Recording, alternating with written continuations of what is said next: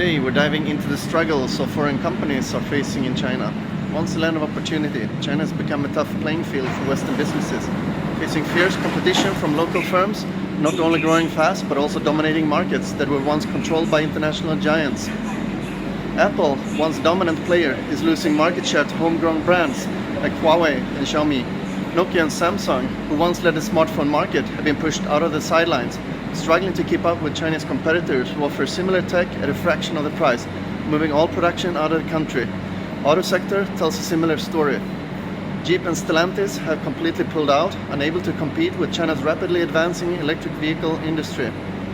IBM too has closed its R&D center in China, signaling a retreat as local tech firms take the lead.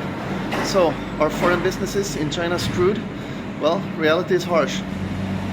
Many Western companies are struggling, not just because of competition, but because China's business landscape has fundamentally changed. Chinese companies have had the upper hand with a deep understanding of local consumer behavior, agile business models, and government support.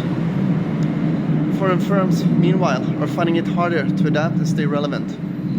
Western companies have resorted to raising trade barriers, imposing entry requirements that make it tough for Chinese firms to compete on their own turf. Ironically, the West, once the biggest cheerleader of globalization, now pushes protectionist measures when it suits their interest. By forcing companies to build production plants on Western soil, they're leveling the playing field, but at what cost? This protectionism highlights a glaring hypocrisy. Globalization is only welcome when it benefits the West. Adding to the mix, the West changing work culture with discussions about 30-hour work weeks and a focus on work-life balance may further erode its competitive edge.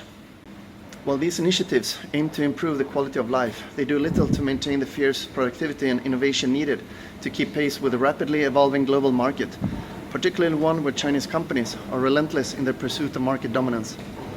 In conclusion, foreign businesses in China are facing an uphill battle.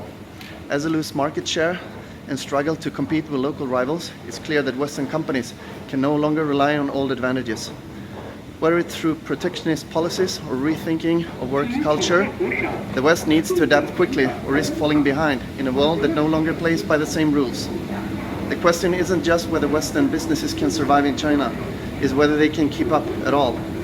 One thing is clear, the Laowai premium is gone, not only for foreigners as such, but also for foreign brands. Why get an overpriced BMW when you can get a cheaper and more sophisticated BYD? And with that, I thank you for your attention and see you again in the next one. Until then, take care and bye-bye.